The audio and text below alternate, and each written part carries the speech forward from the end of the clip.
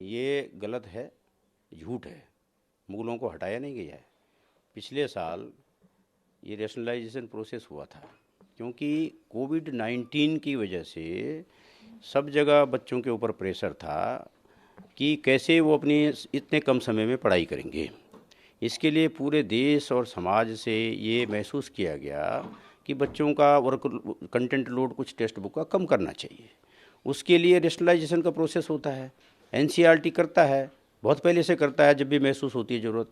तो पिछले साल भी रैशनलाइजेशन प्रोसेस किया गया, एक्सपर्ट्स की कमेटीज़ बनी और एक्सपर्ट्स की कमेटीज़ ने सारी पुस्तकों को देखा, छठी से लेकर 12वीं तक।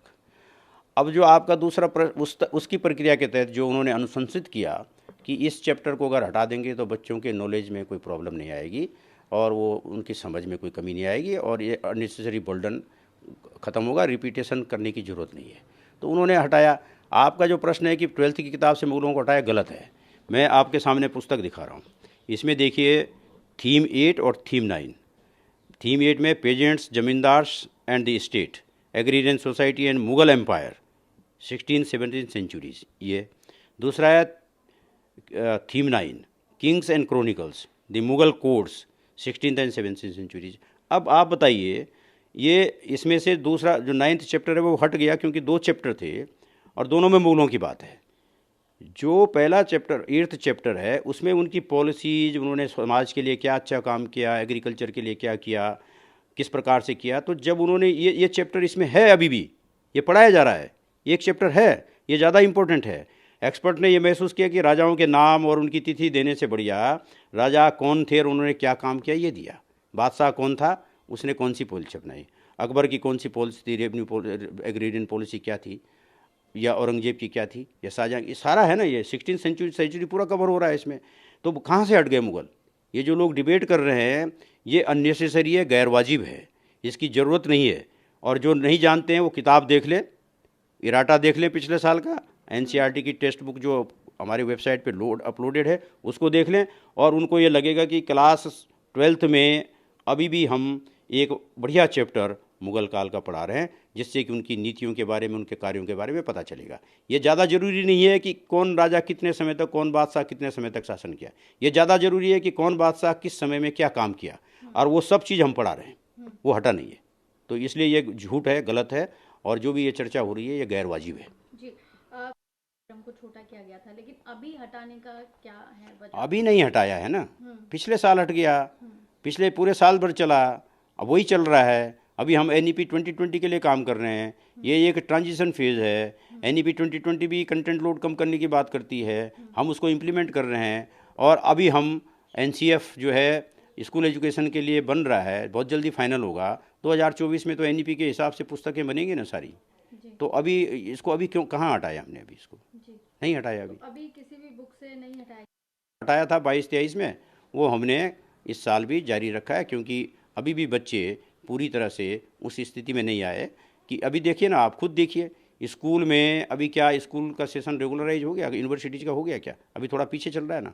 और ये बात स्कूल पे क्यों आती है? यूनिवर्सिटीज़ में बोर्ड ऑफ स्टडीज़ होती हैं हर डिपार्टमेंट की, वो हर साल मीटिंग होती है, हर साल देखते हैं कि हमें अपने सिलेबस में कितना चेंज करना है, अपनी पाठ्य पुस्तकें किस प्रकार से चेंज करनी है, करते हैं, मीटिंग होती है, उसमें तो कोई चर्चा नहीं करता।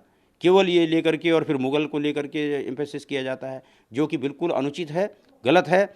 और ये लोग क्यों करते हैं, जो करते हैं उनको पता होना चाहिए। मगर हम मुगल पढ़ा रहे हैं, जो हमारा क्लास 12th की किताब है थीम 8, वो उसको पढ़ें, वो अभी भी पढ़ाया जा रहा है, और क्लास 7th में भी पढ़ाया जा रहा है। दूसरी कक्षा जैसे 11th क्लास की भी, हाँ हाँ, उसमें भी कर रहे हैं? 11th में भी पढ़ा रहे हैं।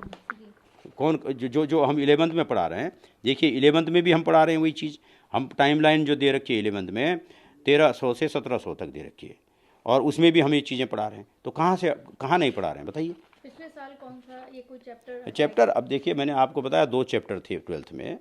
एक जो पिछला जो 9th चैप्टर था, किंग्स एंड क्रॉनिकल्स, ये मेरे सामने किताब दिखा रहा हूँ आपको।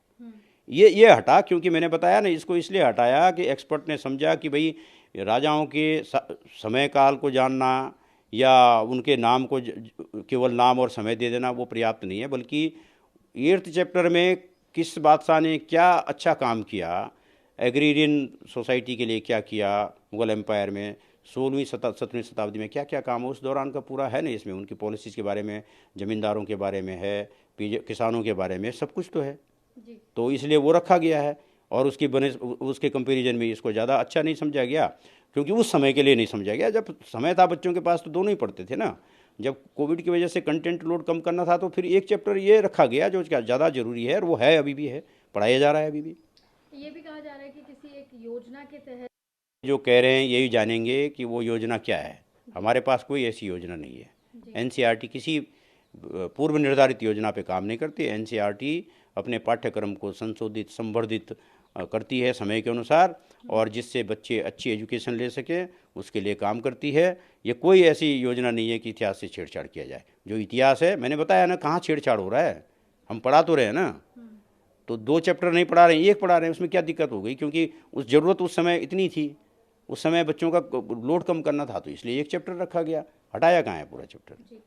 आगे किसी तरीके की योजना है में से कुछ विषयों को हटाने की, या कोई इस तरीके के निर्देश? ऐसा है, मैंने अभी आपको बताया ना कि NEP 2020 हमारा आ गया है, उसके लिए हम मेहनत कर रहे हैं, काम कर रहे हैं, और हमारा उत्तरदायित्व है एनसीईआरटी का।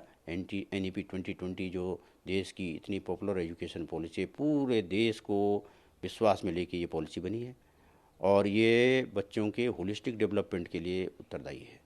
उनका समग्र विकास सुनिश्चित करना है। एक्सपीरियंशियल लर्निंग, 21st सेंचुरी की जो एस्पिरेशंस हैं बच्चों की, जो स्किल्स, लाइफ स्किल्स हैं, जो वो लाइफ स्किल्स बच्चे सीखें, एक्सपीरियंशियल लर्निंग सीखें, कोहेसिवनेस सीखें, अपने देश के बारे में जानें, अपनी संस्कृति के बारे में जानें, अपने समाज के बारे में जानें, सभ्यता के बारे में जानें, अपनी विरासत के बारे में जानें, और एक योग्य नागरिक बने, ठीक है ना, उत्तरदायी नागरिक बने। तो अच्छे नागरिकों का, अच्छे इंसान का निर्माण करना NEP 2020 का विजन है। उसको हम आगे बढ़ा रहे हैं, और अगले साल फिर हमारा पाठ्यक्रम और पाठ्यचर्या के हिसाब से बनेगा और पाठ्यपुस्तकें बनेगी। नमस्कार, मैं हूं मानक गुप्ता। अगर आपको हमारा ये वीडियो पसंद आया हो तो इसे लाइक और शेयर जरूर करें, और हाँ, हमें सब्सक्राइब और फॉलो करना ना भूलें, ताकि आप देश और दुनिया की कोई खबर मिस ना करें। तो जुड़े रहिए हमारे साथ और देखते रहिए News 24।